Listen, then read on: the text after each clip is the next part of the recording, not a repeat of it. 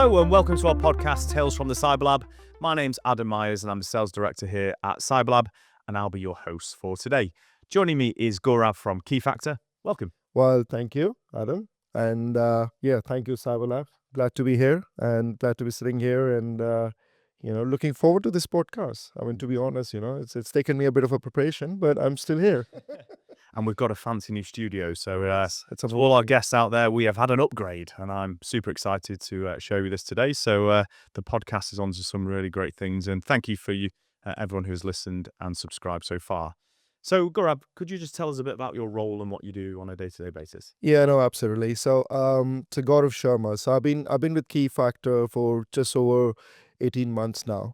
I've been in cybersecurity channel for probably close to 2 decades. Wow. I used to work for BlackBerry before I joined Keyfactor. Keyfactor is an interesting technology, and I'm sure we're going to talk about this, Yeah. as we progress. But um, a lot of people, obviously, cybersecurity is very wide term now. There are a lot of aspects of cybersecurity. I mean, it starts from the application layer, goes down all the way to the infrastructure layers. Keyfactor actually is working on a very interesting uh, component of cybersecurity, if I may say that, which is called PKI, the certificates. Yes. Uh, and again, this is something new to me, but over the last 18 months, I have learned a lot and I have come to a conclusion or come to a point where I can say that this is one of the crucial part of the whole cybersecurity offerings or cybersecurity that the CISOs and CIOs are trying to protect. So it's the initial gatekeeper Yeah. for an enterprise to protect. Yeah. And I guess like certificates, for example, it's management of those and the impact if you don't manage them well. So Oh, yeah. we'll cover that at some point shortly, but I think that's a big, Yeah. For a lot of people who are doing sort of more of the day-to-day in their role, they probably are using certificates and PKI, as you mentioned them, and probably not knowing they're probably got it in a spreadsheet somewhere, and there's actually Yeah. sophisticated tools and It is. technologies And available. again, Adam, what we must understand is, with the proliferation of the digital service, Yeah. almost everybody is got a digital surface now, Yeah. which means that you need digital identities. And digital identities, so PKIs do get associated with the digital identities. Now, the more digital identities I have, the more certificates I need. Yeah. And going back on, and this is very well articulated in terms of, how so far people have been managing those certificates. It's been literally on, and I'm not talking about thousands of certificates, literally managing on Excel sheets. Now, there are certain rules and regulations changing. Obviously, the regulators have taken some firm stances in terms of how they can secure those certificates, how they can make sure that certificates do not become a single point of entry for the spammers, for the vectors, to get into the network. And one of the things which has come up, and this has started obviously, and this has been going on for some time. One of the things which came up very recently was with NIST coming out and putting up guidelines for the public certificates, so TLS-based certificates, that they believe reducing the life cycle of those certificates from 398 days, which was last year, to 47 days in 2029 could definitely help secure or at least put a mechanism in place where they get renewed more often than before. So which means people who are managing those certificates on an Excel sheet needs to have a mechanism in place. So they got in two options, right? Either to hire an army of people to keep managing it or get it automated. And I think that's what is creating a lot of buzz in the market, and there is a requirement for tools for sort of platforms which can support them with. And just for our audience, you mentioned NIST there. We can carry out any NIST assessments for you, and we can sort of pull in our consultants to help support that if you are looking for those assessments. And yeah, Keyfactor obviously being Yes. a big part of that in terms of the strategy. So I guess our first topic. So Gaurav, we hear the phrase digital trust a lot, but what does it really mean in practical terms? So digital trust is, as I mentioned, it's about authentication. So so I am Gaurav, you are Adam, and I'm talking a very layman term, right? We know each other because we've got either our mobile numbers, we talk to each other, we can see each other face to face. Now, in the digital world, the only way people, machines can understand each other is using some sort of identities, right? And that's identity is certificate. And that's where it's become complicated, because now you see you've got connected printers, you've got IoTs, you've got OT, Yeah. and you've got all digital watches, and everything is digital now. So that means every single digital device or an application contains multiple certificates to sort of uh, um, authenticate themselves into proving that if they want an information from you, Yeah. they provide you the certificate, and then there are certificate authorities which sorts of validate that this is a legitimate certificate. Yeah. So this is how the digital world today works. Now, imagine if somebody comes and pretends Adam as Gaurav. So let's say a sort of a person comes in and starts pretending Mhm. himself or herself or as Gaurav.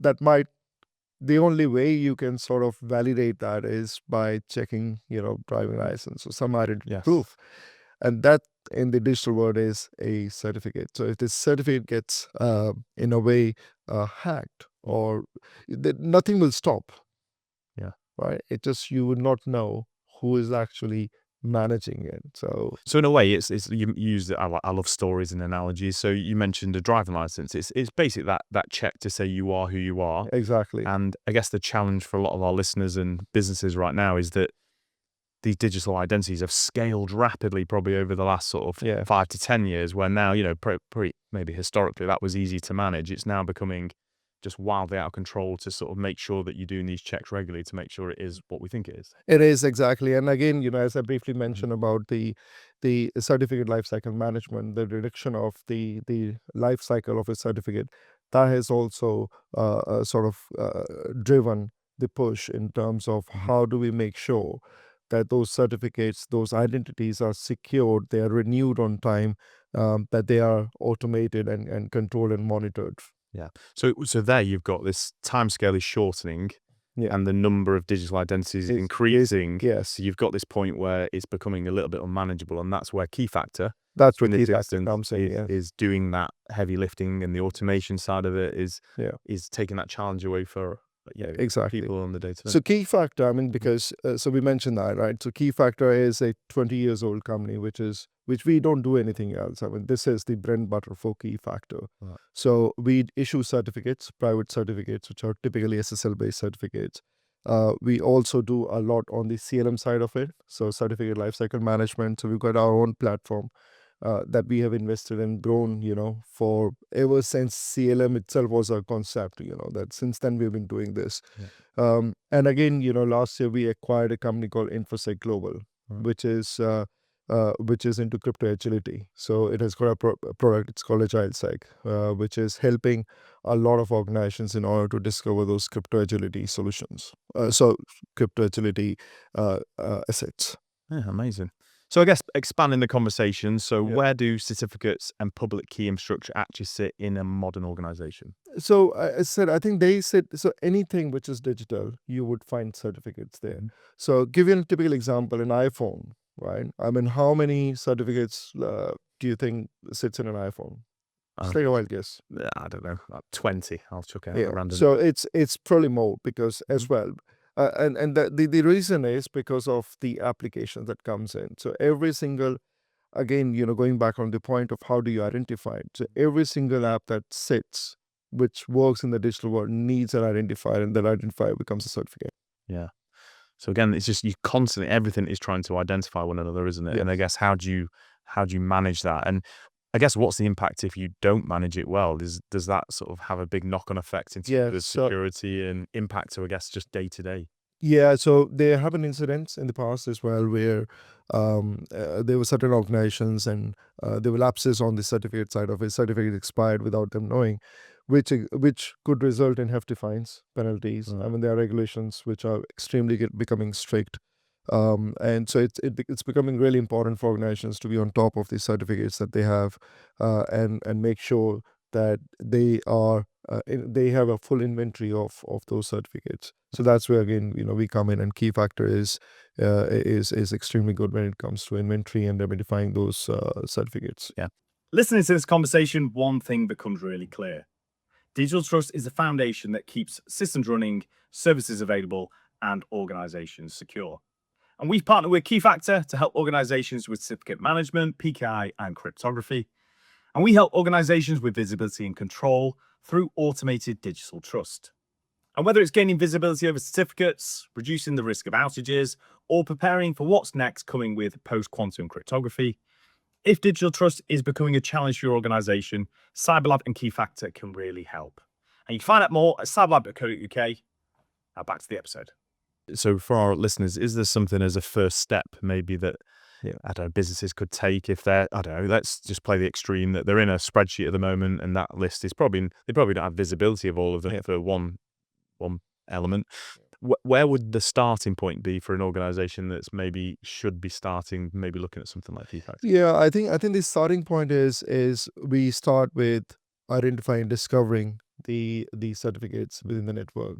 So today, we've been speaking to a lot of enterprise, and you and I, we know that our teams have been working together, and we are working on a few customers jointly, where the approach from CISOs is on the same point, is they lack the visibility. So for them to understand what exactly needs to be protected is a big question. So what we do is we go into the network, we go into, and we start discovery. We do discovery exercise. We do inventorizing the whole suite of applications, so whether it's network or infrastructure, and we produce this report for the certificates.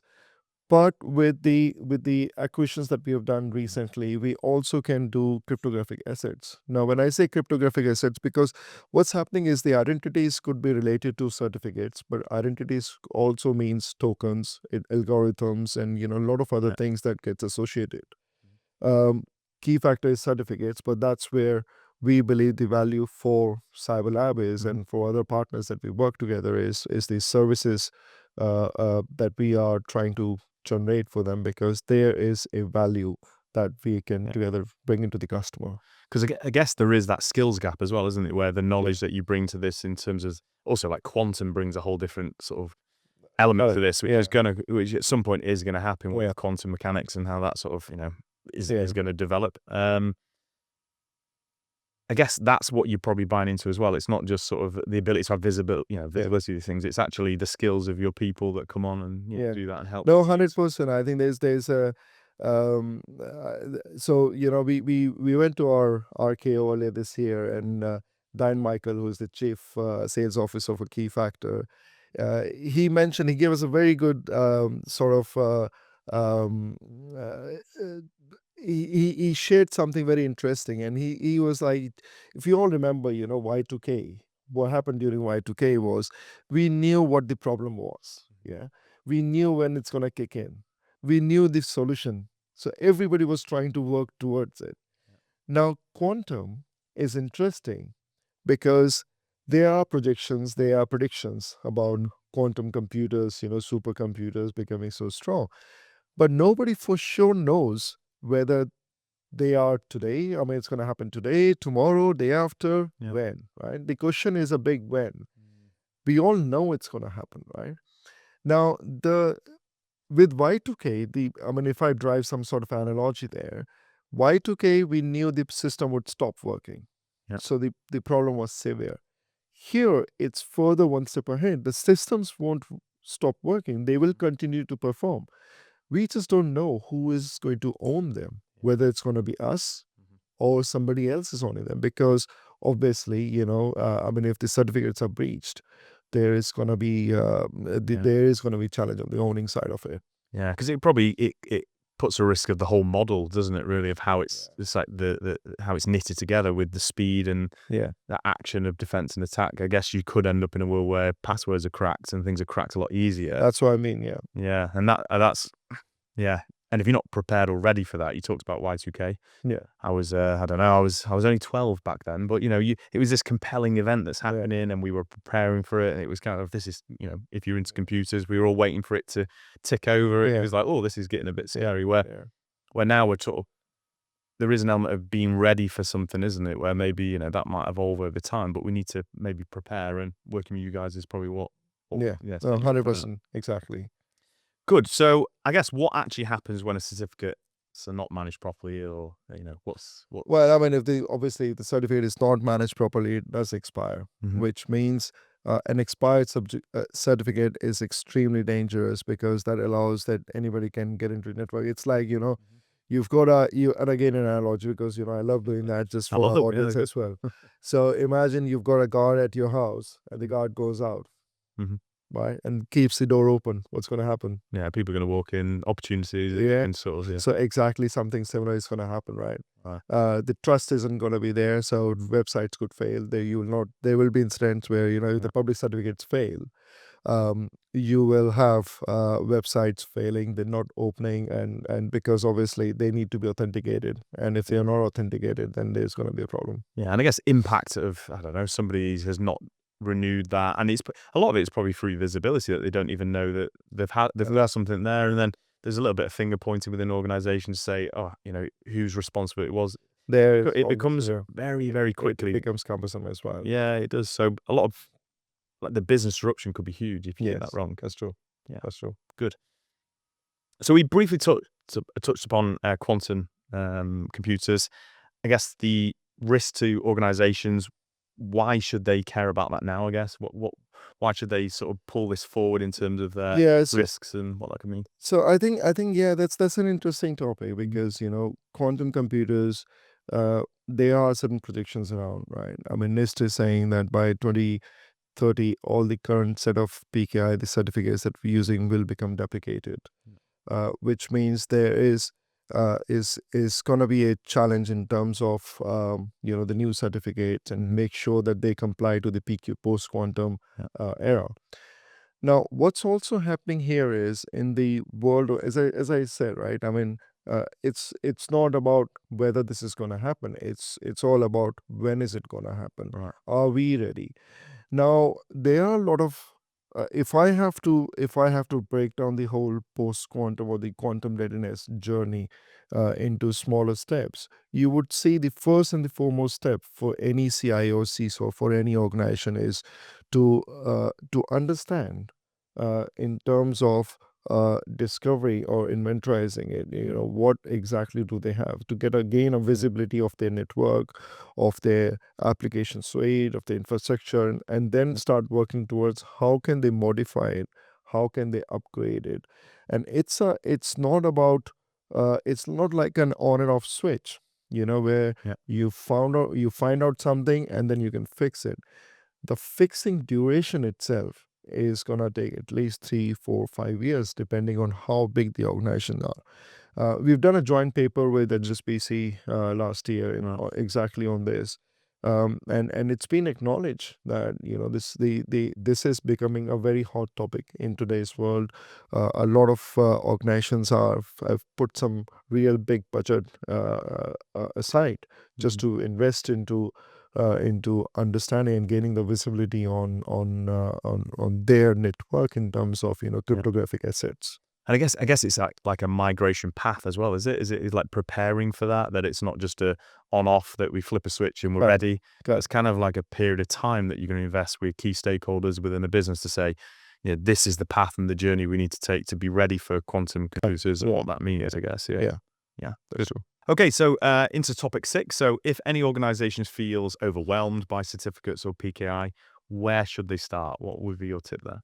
So for me, I think, and again, from our joint conversations with the end customers and in the last 18 months, what I've understood is the first and the foremost step for any organization is to start with the discovery, to understand exactly the number of certificates, or if it is there. So again, we can split it into two parts. One is discovering the certificates, the other is discovering the whole cryptographic asset, right? Yeah. So start from there, understand the number of certificate authorities you have, how are you managing your certificates today? Are you doing it manually or you are automating it? Because there has to be a clear path in terms of automate. So obviously, discovering the certificate, remedify Yeah. in terms of those which are not managed, automate the whole process and start monitoring them. Yeah. So in case if there are certificates that you don't need to, sort of manage them, and then Yeah. you can get rid of them. Good. Yeah. Yeah, I guess there's a good sort of key takeaway I think I heard in the call was that treat digital trust as a platform, not as a project. Is that something you? It is true. It is Mm. true. It is a platform. So I would say the whole journey could be a project. Uh, but yes, the digital certificate, the whole certificate lifecycle management, it's a platform, and it's a beautiful opportunities for our partners. We are seeing a lot of partners coming up in terms of offering their services, tagging their services along. Yeah. And I think and again, what we're trying to do is we are trying to build an ecosystem where we are bringing in the co-sell motion with the partners, or bringing them early on so they can be a part of the whole journey, starting from discovering the from discovering all the way up until sort of helping the client in terms of transformation of their current infrastructure into PQC compliant infrastructure. Amazing, yeah. And if there was one takeaway from this podcast that you can give to our audience, and Yeah. I don't know, a top tip, what would it be? And if you could share. Well, I would say that the top tip for me is start now. Know it before they know you don't. So in a way that people, there are gonna be situations where we will find out. I mean, people can find out that you've got an expired certificate. You need to be prepared. I mean, an expired certificate could be really so business wise. Also, obviously regulatory wise, you can face penalties. The customers can face penalties, but business wise, also it's a loss of revenue. And I'm talking about millions of revenue. Yeah. Amazing. What an episode. And our first guest in our new studio, so thank you so Well, much for joining loving us. it here, and the audience is good. Thank you Yeah. so much, Adam. Thanks for inviting me in here. Amazing. So that concludes this episode of Tales from the CyberLab. Join us next time for a brand new episode. Until then, stay secure.